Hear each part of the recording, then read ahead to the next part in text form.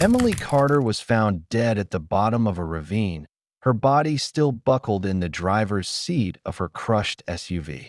Her boyfriend, Ryan Morris, said she left early for a weekend at the lake. The police called it a tragic accident.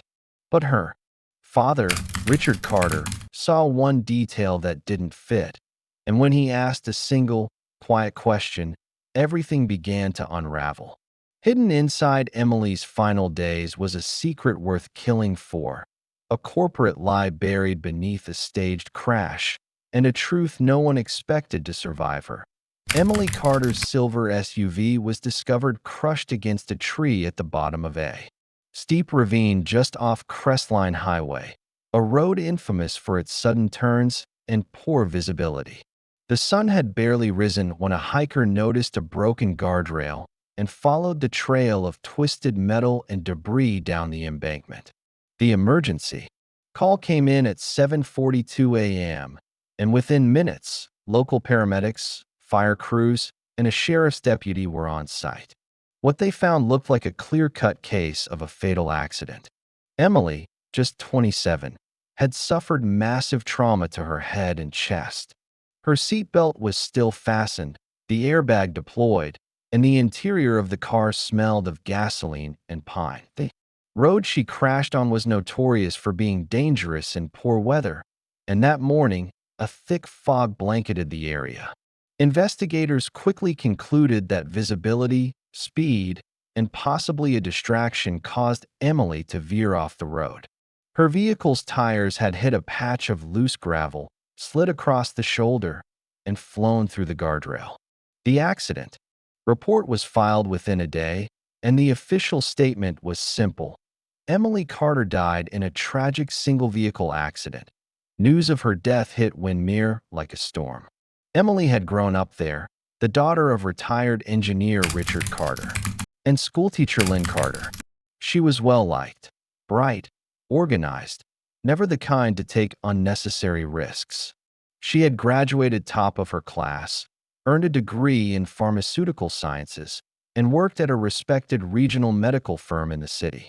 Everyone remembered her as responsible, always smiling, and deeply devoted to her work. Her boyfriend, of 2 years, Ryan Morris, spoke to local reporters and recalled how she had planned to visit her family's lake cabin that morning to clear her mind and relax after a stressful project. He had kissed her goodbye at 6:30 a.m. and watched her drive away into the mist. The community rallied behind the Carter family. Flowers and condolence notes poured into their home. A candlelight vigil was held outside the church where Emily had been baptized. The town mourned the loss of someone they believed had a promising future. Yet, amid all the sorrow and the sympathy, one person couldn't accept the explanation. Her father, Richard Carter, had worked on countless accident sites during his time.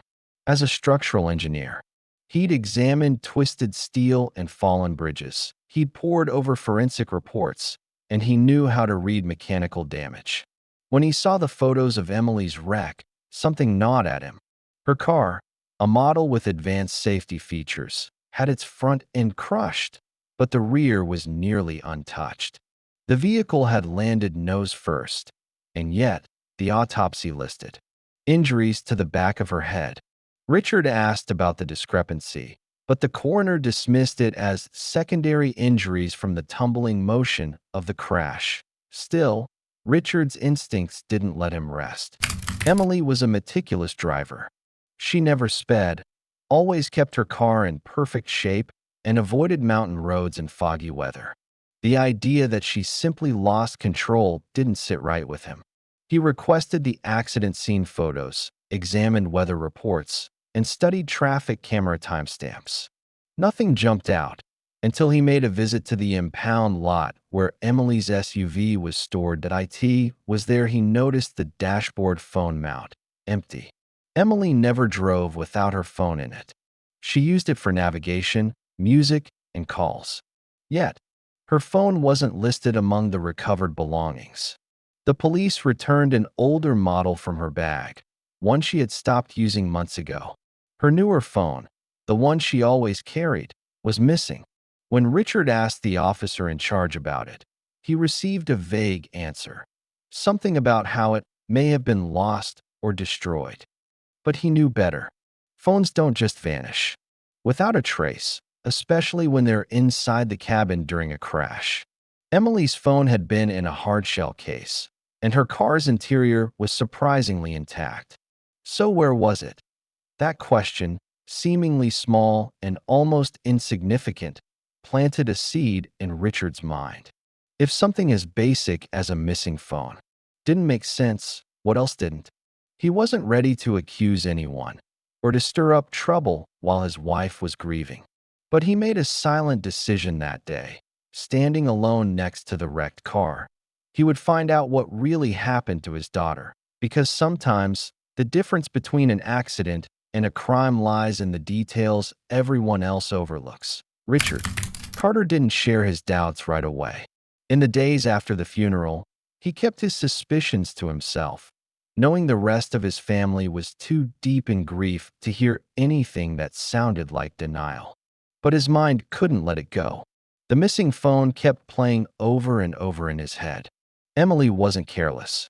She didn't forget things. She didn't drive recklessly. And she didn't carry around old phones she no longer used.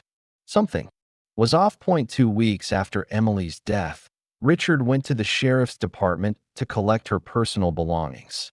They handed him a sealed box with her purse, her keys, and a few other small items. Her backpack was included, recovered mostly undamaged from the back seat. Inside were her laptop, a spiral notebook filled with work notes, a travel mug, and that old phone, dead and dusty. As he held it in his hand, Richard could barely believe they had even included it in the report. It was a model she hadn't used in almost 6 months. Why had she brought it with her that day? He charged it as soon as he got home, but the phone was nearly wiped. No recent calls, no messages, just a few old photos and outdated apps. Her real phone, the one she'd been using every day, was nowhere in the box, and there was no mention of it in the official documentation. Richard called the sheriff's office to clarify, but he received the same vague explanation. It probably got thrown from the vehicle during the crash. It happens sometimes. But Richard didn't believe it. The crash hadn't been violent enough to fling things far from the car, especially not with all the windows still intact. Her backpack had been recovered neatly tucked behind the passenger seat. If the phone had been in its usual dashboard cradle, it would have likely ended up nearby or still attached. But there was nothing. Richard decided he needed help from someone with more experience in digging beyond the surface. He reached out to Dana Caldwell, a retired state trooper turned private investigator known for her work on cold cases and unusual deaths. Dana had a reputation for thoroughness, and more importantly, she believed in instinct, especially when a parent says something doesn't feel right. Dana began by requesting the car's onboard diagnostics and crash data. Most modern vehicles, including Emily's SUV, store vital information in an internal recorder, sometimes called the black box. The data revealed something unexpected. Seconds before the crash, both the driver's and passenger's seatbelts had been fastened. But then, mid-impact, the driver's belt showed signs of being released, and the passenger airbag had deployed. A strange inconsistency, since investigators had said Emily was alone. The airbag deploying from the passenger's side meant there had to be weight in that seat at the time of the crash. Enough weight to trigger the sensor, likely another person. But no one else had been found at the scene. If someone else had been with her, where did they go? Why weren't there any footprints or secondary evidence of someone fleeing? Dana pulled security footage from nearby traffic cameras, piecing together Emily's last known movements. Early that morning, she had been spotted at a local coffee shop near her apartment. The timestamp was 5:57 a.m., more than 30 minutes before Ryan claimed she had left home. She wasn't alone. The footage showed her standing in line, arms crossed tightly, looking over her shoulder frequently. She seemed nervous. Next to her stood a tall man in a black hoodie with the hood pulled up. He kept his face turned away from the cameras. They didn't appear to speak much, but they left the shop together. The next image caught her car driving through a toll point on the mountain highway. An hour later, with only one visible occupant. But the timestamp didn't line up with Ryan's account. He said she left the house at 6:30 a.m., but the toll booth image was taken at 7:19 a.m. That meant someone else had possibly driven her car at a different time than she was expected to be on the road. Dana also noticed that in the video, the driver of the SUV wore a hat, something Emily rarely did. Even more disturbing was that the coffee shop security camera showed her leaving without her car. She had walked away from the parking lot with the man. Her vehicle wasn't seen in the footage at all. So how did it end up an hour away on a mountain road she had never liked to drive alone? The deeper Dana dug, the stranger things became. Emily's bank records showed an odd transfer, $10,000 sent to a small account in the name of Beacon Solutions. The company had no website, no phone number, and no listed address. When Dana ran it through a corporate registry, she found it was registered under one name, Benjamin Knox. Knox wasn't a friend or colleague. He had a background in private security, had once been charged with aggravated assault, and now appeared connected to Emily in the days before her death. What kind of relationship did they have, and why would Emily send him that much money? As Richard stared at the rapidly thickening file, he realized the missing phone wasn't the only anomaly. There was a trail forming, a pattern that pointed away from a simple car accident. Emily hadn't just died by misjudging a curve in the road. She had died under circumstances that were beginning to look more and more deliberate. And somewhere, in those last hours, someone else had been with her. Dana Caldwell's investigation began turning up more questions than answers, but none more pressing than this. What happened in the missing hours between the coffee shop footage and the crash? Emily had left her apartment early, been seen with a stranger, and then somehow ended up alone in her vehicle on a road she avoided. The timeline had gaps, and Dana was determined to fill them. She began by contacting the toll agency to retrieve every available frame from the booth Emily's SUV passed through. Though the cameras were grainy, she was able to confirm something troubling. The driver wore dark clothing and appeared taller and broader than Emily. The face wasn't visible, but the body posture, build, and movements didn't match the young woman's. The SUV continued past the toll, disappearing toward the cliffs, where it would eventually be found wrecked at the bottom of the ravine. That it became increasingly clear to Dana that Emily hadn't been behind the wheel. But that meant someone else was, and that person had vanished without a trace. Meanwhile, Richard Carter was digging through Emily's personal files on her laptop. She'd used encryption on several folders, which was unlike her unless the contents were sensitive. With Dana's help, they decrypted the files and uncovered a series of documents related not to her personal life, but her job at Foresight Medical. What they found was deeply unsettling. Emily had assembled an extensive collection of internal emails, test results, and confidential reports. She had flagged multiple instances of clinical trial data being altered or falsified. Some test subjects had reported severe side effects from a new drug under development, yet those entries had been scrubbed clean in the final documentation. Emily had been compiling a case, quietly, methodically, perhaps preparing to go public. There was one name that appeared multiple times in the emails: Leah Ortiz. A quick search revealed that Leah was an independent investigative journalist who specialized in whistleblower reports and corporate fraud. Dana reached out to her, expecting stonewalling. Instead, Leah responded quickly. She'd been waiting for someone to contact her about Emily. Leah confirmed that Emily had contacted her months ago with concerns about unethical practices at Foresight. She had sent Leah heavily redacted documents as a preview, promising the full set later. They had spoken several times using encrypted messaging apps. Emily was cautious, saying she didn't trust her employer or even her own apartment. Leah said Emily had grown increasingly paranoid in the final days before her death, and then suddenly stopped all communication. Leah had never received the full files. The last message Emily sent simply read, "He knows. I think I'm being followed. Transferring now." That was the night before her crash. The transfer Emily mentioned aligned with the $10,000 payment Richard and Dana had found earlier, sent to the shell company linked to Benjamin Knox. Knox, it seemed, had been hired by Emily to physically deliver the hard drive containing the incriminating evidence to Leah. But Leah never received it. So where did it go? Dana tracked Knox's known associates and addresses, but he had gone underground. No recent banking activity. No digital trail. It was as if he had disappeared.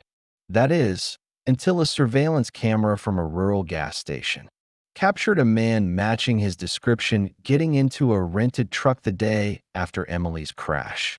He had no luggage, just a small black duffel bag slung over his shoulder. Authorities issued a warrant for his arrest, and 2 weeks later, he was picked up in a motel room in a remote Nevada town.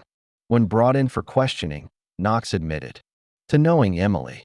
He claimed she had hired him to protect her and deliver sensitive information to a journalist, but he denied any involvement in her death.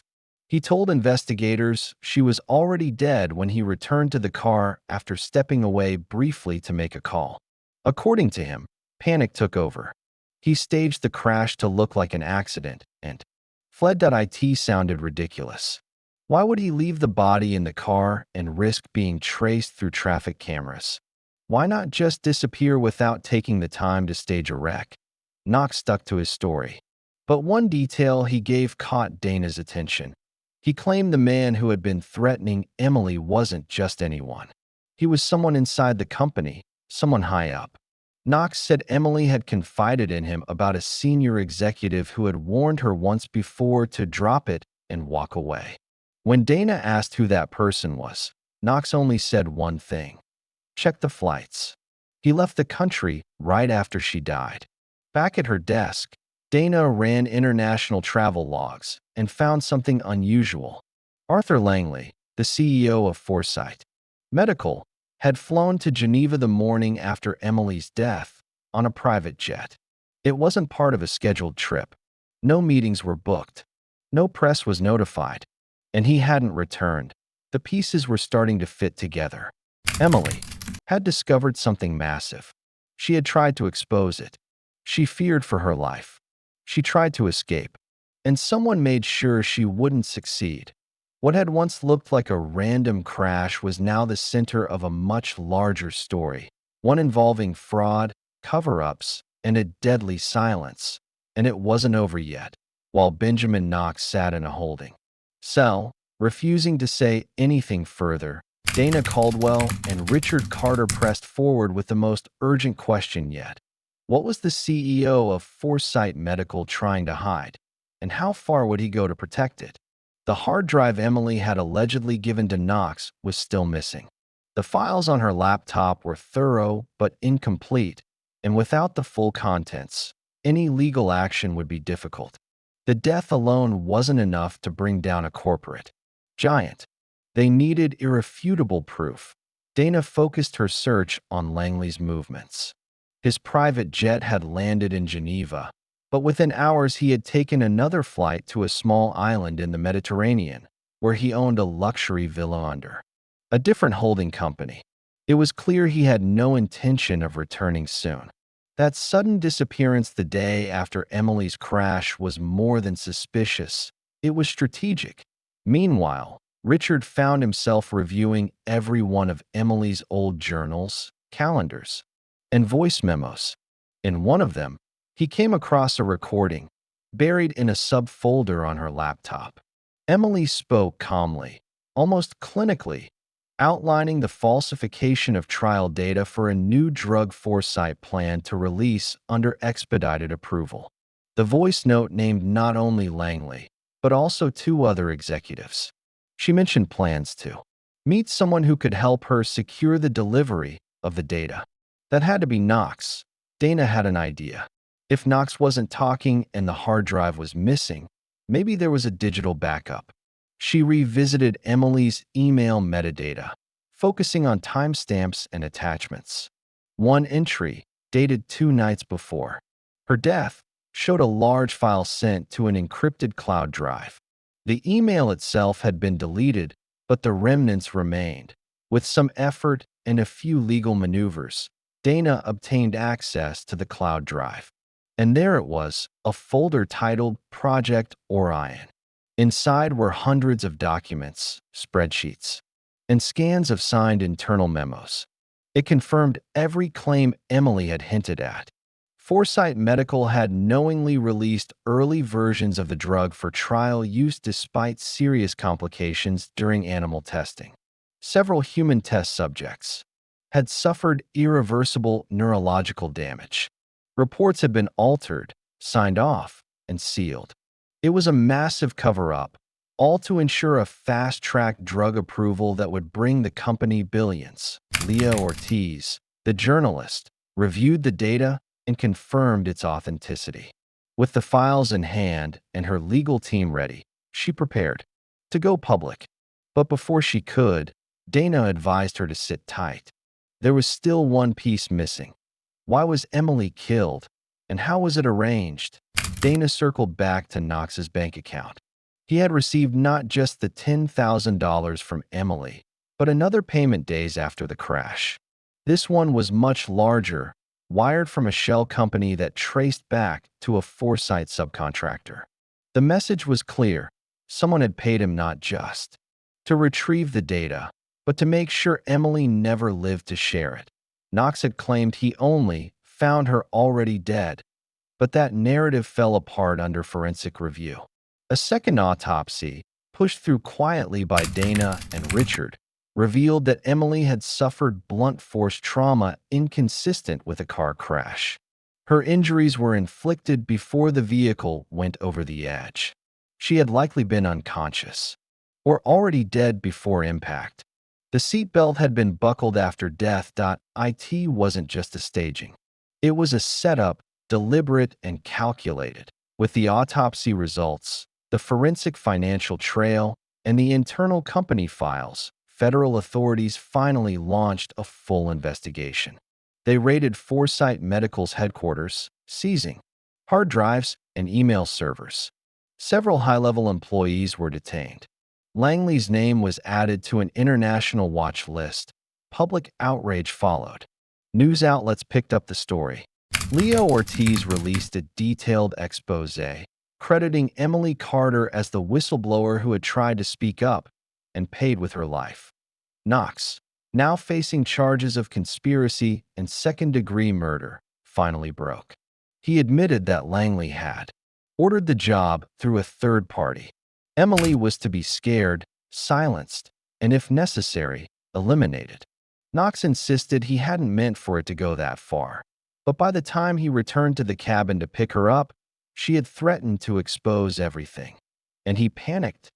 He had struck her, not expecting the blow to be fatal. When she collapsed, he decided to make it look like an accident. He drove the car, buckled her in, and pushed it off the cliff. Then he walked 5 miles to the nearest road and disappeared. His confession was chilling, but it confirmed what Richard had feared all along. Emily hadn't died by chance. She had been murdered for trying to do the right thing. And all it had taken to uncover the truth was one question, asked by a father who refused to believe the story he was given. The public fallout was immediate. Within hours of the federal raids, at Foresight Medical's headquarters, news outlets were broadcasting the story nationwide. A young research analyst, Emily Carter, had uncovered a dangerous pharmaceutical cover-up and had been silenced before she could speak out.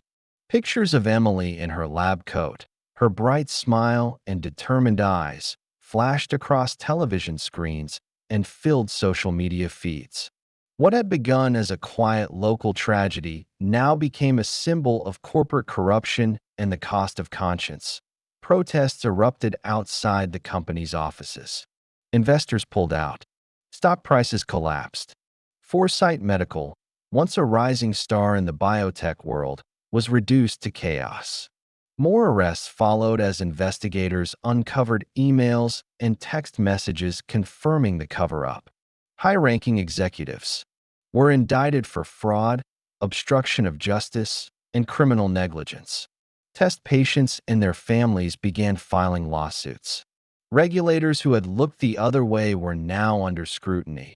But for Richard Carter, no amount of exposure or legal accountability could undo what had been done. His daughter was still gone. Emily's mother, Lynn, struggled to face the media storm that surrounded their family now. Reporters called day and night, their house surrounded by vans and cameras. The quiet grief they had expected to carry in private had become a very public affair. Yet amid the whirlwind, Richard felt something else: resolve. He hadn't let Emily's death be buried under excuses and paperwork. He had asked the question that changed everything. Why was her phone missing? That single inconsistency had led to the unraveling of an entire criminal enterprise. And now, with the investigation complete, the trial loomed. Benjamin Knox took a plea deal in exchange for full testimony against Arthur Langley and two of his executive team. His statement confirmed the worst. Emily had tried to deliver the evidence discreetly. She had feared surveillance and retaliation. The plan had been to meet Knox, hand over a hard drive, and disappear for a few days to stay safe. But somewhere along the way, Langley learned of her plan. Knox had been instructed to scare her off and retrieve the data. Instead, it had ended in violence. The night before the crash, Knox lured Emily out of her apartment under the pretense of moving her to a secure location. They stopped at a coffee shop, then drove toward the mountains. At some point, Emily realized something was wrong. She argued. She tried to take her phone and call for help. Knox, fearing exposure and betrayal, hit her. Whether the blow was meant to silence or kill was unclear, but by the time he stopped, she was unresponsive. He panicked. Rather than leave her body behind, he staged the crash to look like a solo accident. He removed her phone, knowing it would contain messages to the journalist and GPS data. Then, he walked away that Emily's final hours were pieced together through digital forensics, camera footage, and Knox's confession. Her attempt to save others had cost her everything. But she had left enough behind to expose the truth: Arthur Langley was extradited from Europe and brought back to stand trial. The courtroom was packed for his first appearance. As he was led in wearing handcuffs, Richard sat in the front row, holding his daughter's favorite scarf. Langley showed no emotion as the charges were read: conspiracy to commit murder, corporate fraud, and multiple counts of manslaughter. His empire had crumbled. The trial stretched on for months. Dana Caldwell testified about her investigation.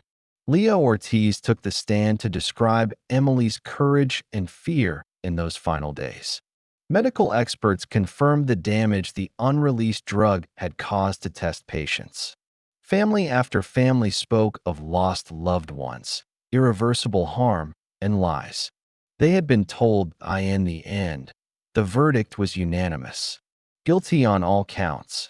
Langley was sentenced to life in prison without the possibility of parole. That a memorial fund was established in Emily's name to support whistleblowers in scientific and medical fields. Her story became a case study in ethics courses across the country. A mural of her, painted on the side of her old university's research building, bore the words, "Truth doesn't die in silence." Still, for Richard, the legacy was personal. He often visited the lake cabin where Emily had planned to spend that last weekend. It was quiet there, a place she had loved since childhood. On the porch sat the rocking chair she used to read in. Untouched since her last visit, he would sit in that chair sometimes, alone, not to grieve but to remember. Not the ending, but the strength. The fire in her that refused to let wrongs go unchallenged. He remembered every word the sheriff had said at the beginning, that it was just a tragic accident, that these things happen. But he had looked at that empty dashboard mount and asked the question that changed it all. Why was her phone missing? It had been the start of the unraveling, the first thread pulled from a tangled web. And now, because of that question, the truth had found its way to the surface. Emily Carter had died fighting for something that mattered. And in the end, she won.